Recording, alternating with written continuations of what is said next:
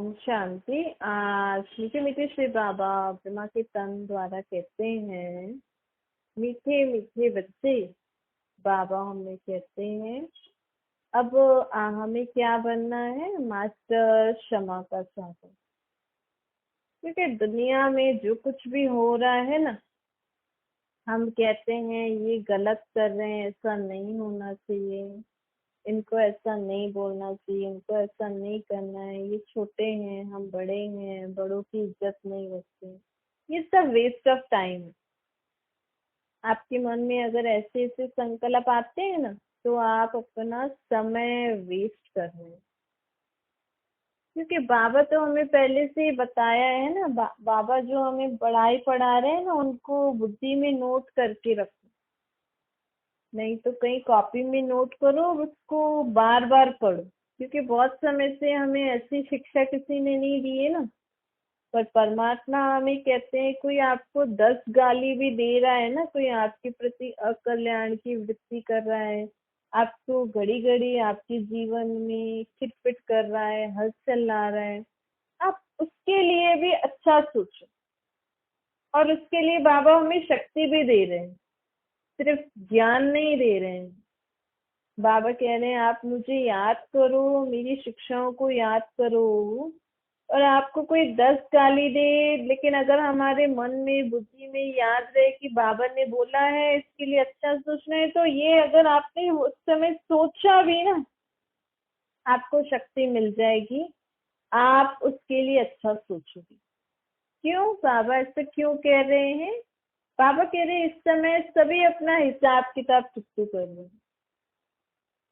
इस समय हमें लग रहा है कि सामने वाला गलत है, लेकिन सामने वाला बिल्कुल सही है। परमात्मा की नजर में वो जो कर रहा है बहुत सही कर रहा है। क्यों? क्योंकि हमें थोड़े पता है पिछले जन्मों में किसी का क्या हिसाब किताब है। आज पति अगर पत्नी को मार रहा है ना, तो पति अपनी जगह बिल्कुल सही कर रहा है। क्यों? क्योंकि पिछले जन्म में वही पत्नी जो है, इस जन्म में वो पिछले जन्म में पति थी और उसने उसको मारा था, इस जन्म में वो मार रहा है। और मारने के बाद भी वो आराम से खुश, अपना जीवन खुश वाला जिएगा। क्योंकि देखो, जब कर्जा उतर जाता है तो खुश होते हैं ना, हल्के हो जाते हैं। तो अगर पति पत्नी को मारते हुए भी पति आराम से घूम रहा है, खा रहा है, पी रहा है, मतलब वो अपना पार्ट बिल्कुल सही बजा रहा है। उसको उसने मारा तो उसने उसका हिसाब किताब चुकतू कर दिया, वो दोनों फ्री हो गए। पत्नी बैठी रोएगी, मेरे को उसने मारा, मेरे को उसने ये किया। आपको बाबा कह रहे हैं अब हमें ऐसा सोचना ही नहीं। उसने मारा, पति का भी हिसाब किताब चुकतू, अर्थात उस आत्मा का भी हिसाब किताब चुकतू हो गया, उस आत्मा का भी हिसाब किताब चुकतू हो गया। ये बात हमें बुद्धि में एकदम समझनी है। इस बात को हमें बार बार याद करना है कि बाबा अभी कह रहे हैं सभी अपना अपना हिसाब किताब चुकतू करे। देखो, दुनिया में ऐसी हालत है ना, आज दुनिया में सबके मन में यही प्रश्न उठता है, सबके, कि जो लोग अच्छा चलते हैं उनके साथ बुरा क्यों, और बुरे लोगों के साथ अच्छा क्यों। तो बाबा इसके लिए हमें पहला रीजन तो बताते हैं कि ये हिसाब किताब है। आज छोटे छोटे बच्चों के साथ भी लोग गलत काम कर रहे हैं। कैसे कर रहे हैं? क्या हिम्मत पड़ी कि छोटे बच्चों के साथ ही घर में संबंधी एक दूसरे के साथ, आज कोई भी संबंध पवित्र नहीं है, ना माँ का, ना बेटे का, ना भाई बहन का, ना माँ बाप बेटी का भी संबंध पवित्र नहीं है। क्यों? क्योंकि सब अपना हिसाब किताब चुकतू कर रहे हैं। हमें कोई हक नहीं है ये बोलने का कि ये कैसी दुनिया है, ये संबंधों में अपवित्र। क्योंकि भगवान तो कह रहा है ना, यही तो कलयुग की निशानी है ना। और यही सभी आत्माएं हिसाब किताब यही तो चुकतू करेंगे ना। आज जो इस जन्म में बाप बेटे के रूप में, पिछले जन्म में हस्बैंड वाइफ होंगे, तो वो इस जन्म में फिर वही हिसाब किताब चुकतू हो रहा है। अब पिछले जन्मों में क्या पता, जो बेटी है बेटी की आत्मा है और बाप की आत्मा, पिछले जन्म में बेटे की आत्मा ने बाप की आत्मा के साथ बुरे कर्म किए होंगे, गलत काम किया होगा, तो इस जन्म में वही संबंध है और गलत काम हो रहे हैं। हमें बाबा सब नॉलेज क्यों दे रहे हैं? ताकि हमारे मन में ये प्रश्नों के कारण हलचल में नहीं आए हम। आज दुनिया में लोगों को अपनी प्रॉब्लम नहीं है ना जीवन में, लेकिन दूसरों की प्रॉब्लम देख के वो परेशान होते रहते हैं। लेकिन बाबा कहते हैं नहीं, हमें अब किसी को देखना ही नहीं है, हमें सिर्फ बाबा को याद करके बाबा की शिक्षाओं को धारण करके चलोगे ना, और आप कुछ भी गलत देख रहे हो, सुन रहे हो ना, आप ये समझ लो सब हिसाब किताब चुप कर रहे हैं। हमें क्या करना है? सदा शुभ भावना, शुभकामना रखनी है कि इन दोनों आत्माओं का हिसाब किताब जल्दी छूट जाए, ये आत्माएं फिर से जल्दी जल्दी अच्छी बन जाएं। शुभ भावना, शुभ, हमारा काम यही है। अब अगर हम बाबा के बच्चे बनने के बाद भी अगर ऐसे प्रश्नों में पड़ गए ना, ये ऐसा क्यों कर रहा है, ये ऐसा क्यों कर रहा है, कैसे कर रहा है, क्या कर रहा है, ये कब करेगा, ये दोनों एक दूसरे के साथ गलत काम क्यों कर रहे हैं, ये सारे प्रश्नों में हम क्या के प्रश्नों में पड़े ना, मतलब कोई फायदा नहीं है फिर हमारा। बाबा का बनने के बाद हमें इन प्रश्नों से एकदम छूट जाना चाहिए। बाबा को सब बता के फुल स्टॉप लगा के हमारा काम क्या है इस समय? सबको क्षमा करना, सबके ऊपर दया करना, सबके प्रति अच्छा सोचना। कोई आपके आपके साथ कुछ 10 गाली दे रहा है, कुछ कर रहा है, तो भी आपको उसके प्रति शुभ भावना, शुभकामना रखनी है कि बाबा इस आत्मा को शांत करो, इसको समझ दो, इसको सद्बुद्धि दो। इस रीति से हमें अपने जीवन में क्षमा करते जाना है, दया करते जाना है, शुभ भावना, शुभकामना रखनी है। क्यों? क्योंकि आजकल दुनिया में आप किसी को भी मुंह से समझाने जाओगे ना, मतलब शब्दों से, तो वो नहीं समझते हैं। आप छोटे को भी आप समझाओगे ना तो सोचेंगे आपका तो पुराना जमाना है, हमारा तो नया जमाना है, आपको क्या पता। इस समय शिक्षा देने का साधन क्या है? क्षमा करना। आप जितना सबको क्षमा करोगे ना, उतना वो आत्मा आपकी क्षमा से सीखेगी। देखना, आप करके देखना। आप जितना सबको क्षमा करोगे ना, उतना उस आत्मा को रियलाइज होगा कि मैंने गलत किया है, ये नहीं करना चाहिए। और आप उसको समझाने जाओगे ना तो वो नहीं मानेगा। तो आज बाबा हमें कौन सी शिक्षा दे रहे हैं कि सदा मास्टर क्षमा के सागर बनो। अगर आप क्षमा नहीं कर सकते हो तो उस समय बाबा को याद करके संकल्प करो, मैं बाबा का बच्चा, क्षमा का सागर हूँ, क्षमा की शक्ति आओ, कार्य सफल करो। ऐसे ऐसे हमें हर शक्ति, हर गुण, हर बाबा की शिक्षाओं का आह्वान करना है और उससे कार्य सफल करना है।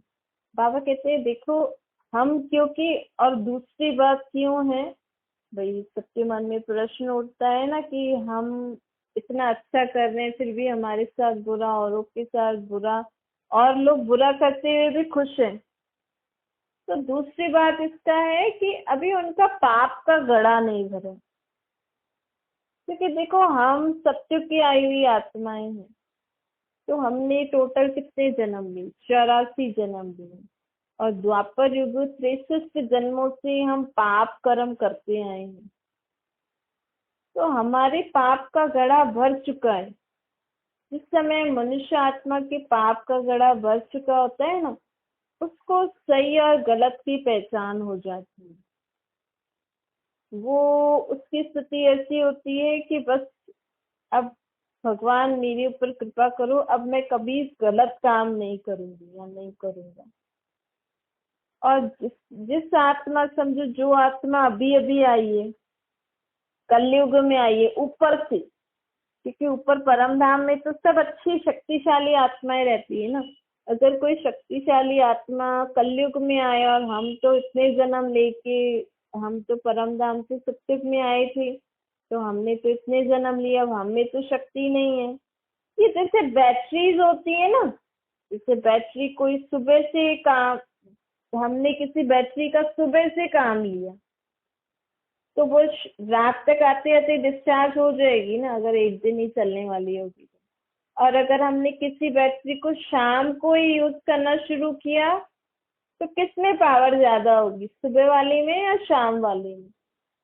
शाम वाली में पावर ज्यादा होगी ना। फिर हम जब तक उसको यूज करें, अब अच्छे काम के लिए यूज करें या गलत काम के लिए यूज करें, बैटरी तो बैटरी है। ऐसे ही बाबा कहते हैं आत्माएं भी बैटरीज है। अब हम आत्मा बैटरी सत्युग से आई हुई है। इस सृष्टि के सुबह जब सत्युग हुआ था, हम तब से अलग अलग शरीर लेकर, अलग अलग शरीरों को हमने शरीर लेकर पार्ट बजाया है, ऐसा शरीरों को चलाया है हम आत्मा।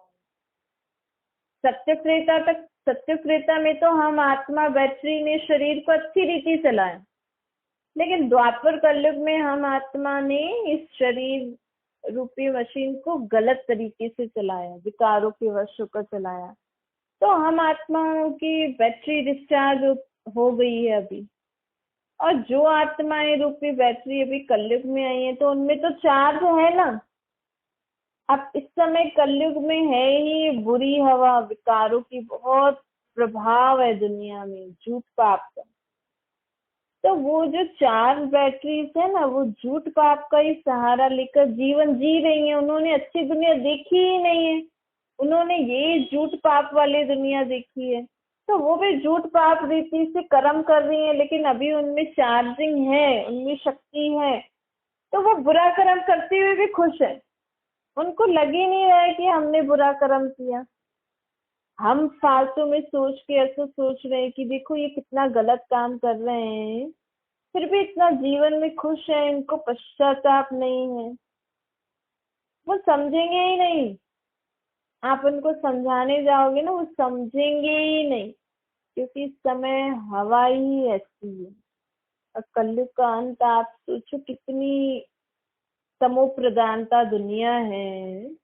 इस समय तो कोई कुछ भी गलत कर रहा है ना, सिर्फ आप यही करो कि आप उनके लिए शुभ भावना, शुभकामना करो।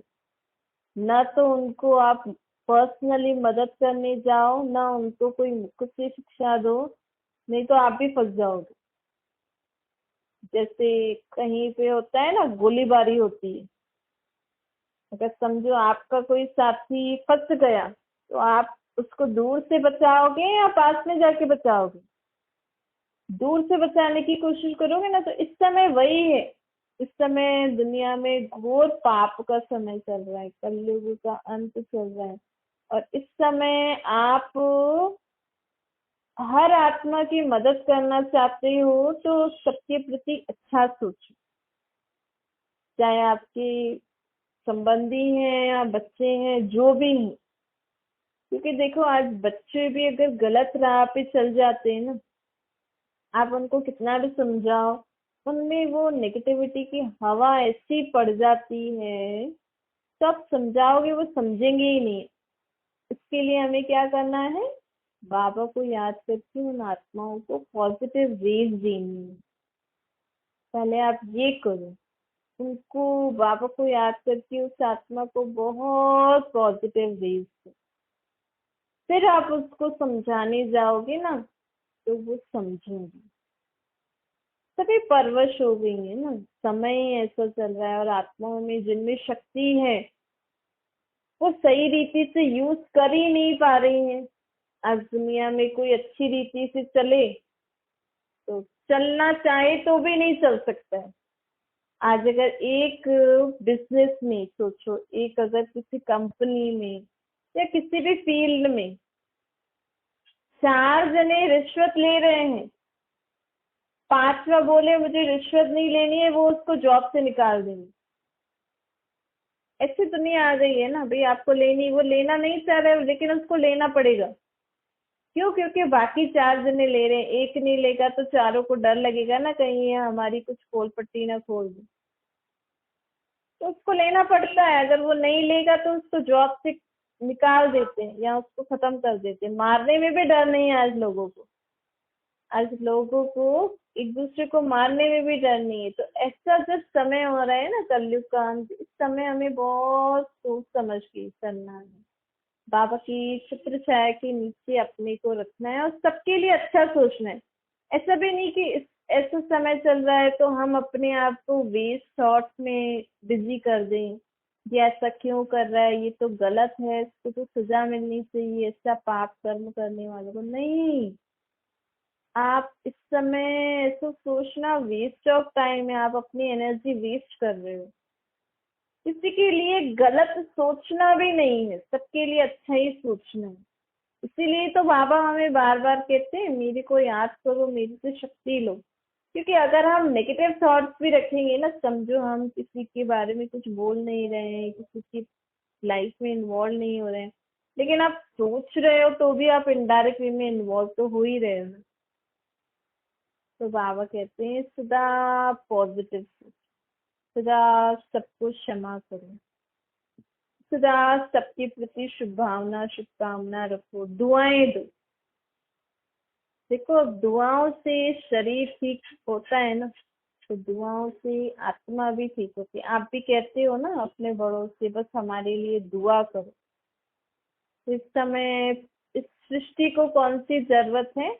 इस सृष्टि पर जो भी आत्माएं रहती हैं, जो भी गलत कामों में, गलत सोच में, गलत संगत में फंसी हुई है ना, उन आत्माओं को किसकी जरूरत है? आपकी दुआओं की जरूरत है, चाहे आपका बेटा बेटी क्यों ना हो। इसीलिए तो कहते हैं ना बाबा, देह देह के संबंधियों को भूलो। गीता में जो ये लिखा है ना, ये कलयुग के अंत के समय का ही लिखा हुआ है। क्योंकि अगर आप देह के संबंधी में भी फंस गए कि मेरा बेटा होकर उसने ये काम किया, तो भी फंस गए ना। क्योंकि वो भी एक आत्मा है ना, इस जन्म में आपके बेटे का पार्ट बचा रही है, लेकिन पिछले जन्मों में वो क्या करके आई है आपको थोड़ी पता है। अगर आप आत्मा के नाते से देखोगे तो अगर वो आत्मा गलत काम भी करेगी तो आपको चुभेगा नहीं कि मेरा बेटा होकर ऐसा काम कर रहा है। नहीं, जिस आत्मा ने गलत काम किया, शायद पिछले जन्मों में ऐसा कोई कर्म करके आई होगी, इसीलिए तो मुझे इस आत्मा को, चलो इस आत्मा ने मेरे पास जन्म लिया है, मैंने इसको शरीर दिया है, तो मेरी जिम्मेवारी क्या है? सिर्फ इसके शरीर के लिए कपड़ा खाना पीना नहीं, कि आत्मा के लिए भी मुझे कुछ करना चाहिए। क्या करना है? उसको दुआएं दो। मेरा बेटा समझ के नहीं करना, ये आत्मा परमात्मा का बच्चा है, बाबा आप इस आत्मा को समझ दीजिए ताकि ये ऐसे बुरे कामों से छूट जाए, ये अब से ऐसे बुरे काम न करे। इस रीति से आप अपने बच्चों, जो दैहिक संबंधी वाले संबंधी है ना, उनके लिए भी आप आत्मिक स्वरूप में उनको याद करके उनको शिक्षा दोगे ना, तो आपकी शिक्षा जल्दी लगेगी। दुआएं दोगे ना तो उनको जल्दी समझ में आ जाएगा, जल्दी वो आत्मा उन बुराइयों से छूट जाती है। और अगर मेरा बेटा, मेरी बेटी, मेरी बहू, मेरा पति ऐसे समझ के करोगे ना, तो नहीं होगा। क्योंकि जहाँ मेरा हो जाता है ना, तो वहाँ बंधन हो जाता है, मोह हो जाता है, तो परमात्मा की शक्ति नहीं आती है उनमें। क्योंकि देहिक भान आ गया, परमात्मा की शक्ति के लिए हमें आत्मिक भान चाहिए।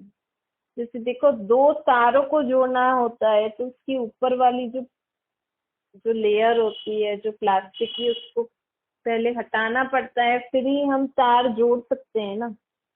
ऐसे ही हमारा, हमें भी जब अपने आत्मा में शक्ति बढ़नी होती है ना, तो अपने को देह से न्यारी आत्मा समझेंगे, परमात्मा को याद करेंगे, उस आत्मा को भी याद करेंगे, तो उस आत्मा में शक्ति जाएगी। नहीं तो वो देह बीच में आ जाता है। भगवान कभी देह को नहीं देखते, तो ये बात हमें समझना है। बाबा कहते हैं रोज रात को जब आप सोते हो ना, तो सोने से पहले क्या करना है? अब हमें रोज रात को सोने से पहले हमें सबसे क्षमा मांगनी है।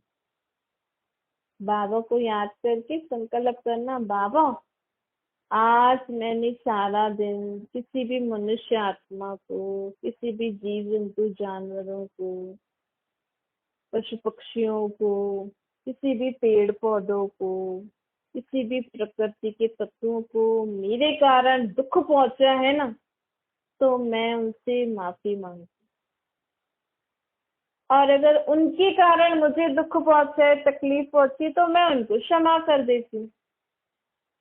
क्योंकि आए दिन हमारे पाँव में, या फिर हम जानबूझ के भी कीड़ों को मारते हैं, छिपकलियों को भगाते हैं, और ये सब करना ही पड़ता है ना सेफ्टी के लिए, दवाई डाल दो या ऐसे वैसे करती।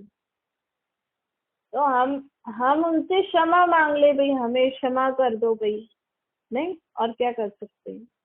और अगर उनके कारण भी हमें कोई तकलीफ हुई, तो आप उनको भी क्षमा कर दो, चाहे मनुष्य आत्मा हो, चाहे कीड़े मकोड़े हों, चाहे पेड़ पौधे हों, पशु पक्षी हों, या प्रकृति का कोई तत्व है, जैसे पानी है, हवा है, आसमान है। आप जाते हैं तो गाड़ियों में जाते हैं तो पोल्यूटेड एयर हवा में फैलती है, चाहे ये ग्रह है, प्लैनेट्स। अब आपके घर में टीवी आ रही है, आप फोन सिग्नल जो भी आ रहे हैं, सारी सैटेलाइट तो ऊपर ही है ना, तो ऊपर भी इनको, इन सैटेलाइट की जो भी हार्मफुल रेज है वो सब उन पे, प्लैनेट्स पे भी तो पड़ते होंगे ना। अब सूर्य इतनी गर्म रोशनी दे रहा है, क्यों ऐसा हो रहा है? क्योंकि प्लैनेट, ये जो भी सैटेलाइट्स है, इनकी रेज भी तो प्लैनेट्स भी जाती होंगी, जिसके कारण ये भी डिसऑर्डर में चल रहे हैं। तो बाबा कह रहे हैं इसीलिए हमें रोज रात को सोने से पहले सबसे माफी मांग लो और सबको क्षमा कर दो। इससे क्या होता है, हम आत्माएं सदा हल्की रहती हैं, हमारे ऊपर किसी का बोझ नहीं होता। बोझ होता है ना, देखो बोझ कैसे पता लगता है। अगर आप जीवन में आपकी कोई बात नहीं, आपको सब कुछ है, फिर भी आपके जीवन में खुशी नहीं है, मतलब आपके पिछले जन्मों का बोझ है आपके ऊपर। आप तो उसके कारण आत्मा खुशी का अनुभव नहीं कर पाती, आसानी से जीवन जी नहीं पाती। कभी कभी बच्चा है या कोई भी मनुष्य आत्मा है, बैठे बैठे आंखों में आंसू आ जाएंगे, समझ में नहीं आता ये क्यों आ रहे हैं। तो ये पिछले जन्मों का बोझ जो है ना, या कोई कोई आत्मा को उन्होंने दुख दिया है या उनको याद कर रहे हैं, तो वो दुख उनको सताता है।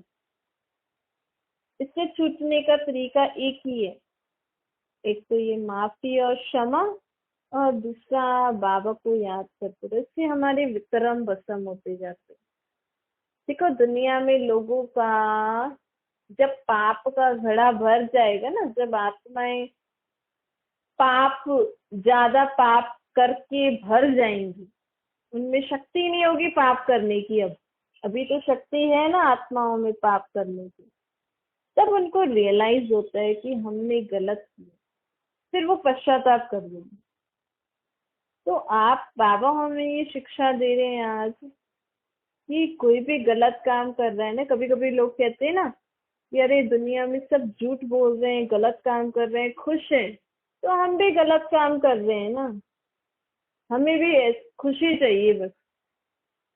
आज दुनिया में लोग एक दूसरे को चिढ़ा के खुश होते हैं ना, बच्चों को चिढ़ा के खुश हो रहे हैं, एक दूसरे को उल्टा सुल्टा बोल के खुश होते हैं। तो दूसरा सोचता है ये देखो चिढ़ा रहे हैं, इतना खुश तो रह रहे हैं, तो हम भी चिढ़ाना शुरू करें, हम भी बुरा काम शुरू करेंगे, क्या पता बुरा काम करने से खुशी मिले, हमें खुशी चाहिए। तो ऐसे कभी नहीं करना, क्योंकि हम आत्माएं का पाप का घड़ा भर गया है। अब हमें पाप नहीं करना है, अब हमें परमात्मा से क्षमा मांग के, उनको याद करके अपने पापों से मुक्त होना है, और आगे से ध्यान रखना है कि मेरे से कोई पाप कर्म ना हो, मेरे से कोई गलत काम नहीं हो। आज आपके जीवन में खुशी आएगी। गलत काम करने से आप सोचो मेरे जीवन में खुशी आएगी, नहीं आएगी। उनके जीवन में क्यों आ रही है अभी तक गलत काम करने से खुशी? क्योंकि उनका पाप का घड़ा भरा नहीं है ना, उन आत्माओं में शक्ति है। जैसे समझो आपके पास 10 रुपए हैं, उनके पास 1000 रुपए हैं, तो अब 10 रुपए है तो उस हिसाब से खाना पीना करोगे ना। अब उनके पास 1000 रुपए है तो वो उस हिसाब से खाना पीना करेंगे। तो 1000 रुपए में कुछ गलत भी खा पी लेंगे, कुछ अच्छा भी, उसको गलत काम में भी यूज करें, अच्छे काम में भी यूज करें, वो उनकी मर्जी। हमारे पास है ही 10 रुपए और हमने अगर गलत काम में यूज कर लिए तो खाएंगे पिएंगे कहाँ से? तो ऐसे ही आप समझ लो, अगर दुनिया में जो आत्माएं गलत काम करके भी खुश हो रही है ना अभी, मतलब उन आत्माओं में वो आत्माएं अभी अभी आई हैं ऊपर से, उन आत्मा रूपी बैटरी में अभी पावर है। तो अगर वो गलत काम में भी थोड़ी पावर यूज कर लेंगी तो भी और पावर तो है ना, तो उस पावर के कारण वो खुश है। फिर जब और गलत काम करेंगी तो और पावर खत्म खत्म खत्म। फिर जब पावर, समझो फिर जब 1000 रुपए के बाद उनके पास भी 10 रुपए बचे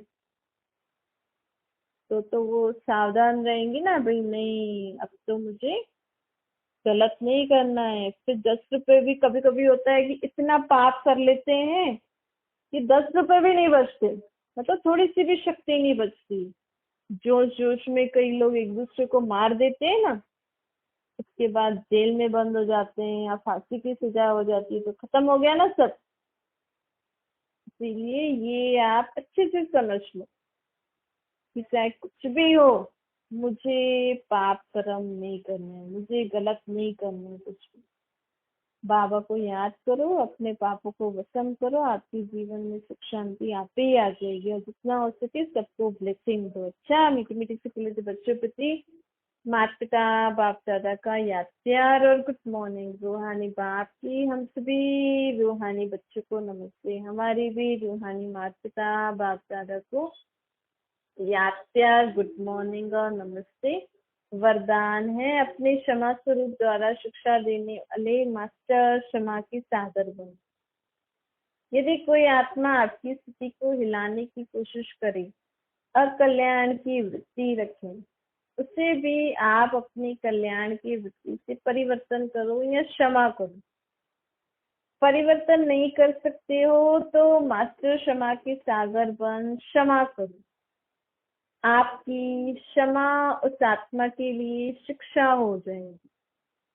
आजकल शिक्षा देने से कोई समझता, कोई नहीं समझता है, लेकिन क्षमा करना अर्थात शुभ भावना की दुआ देना, सहयोग देना।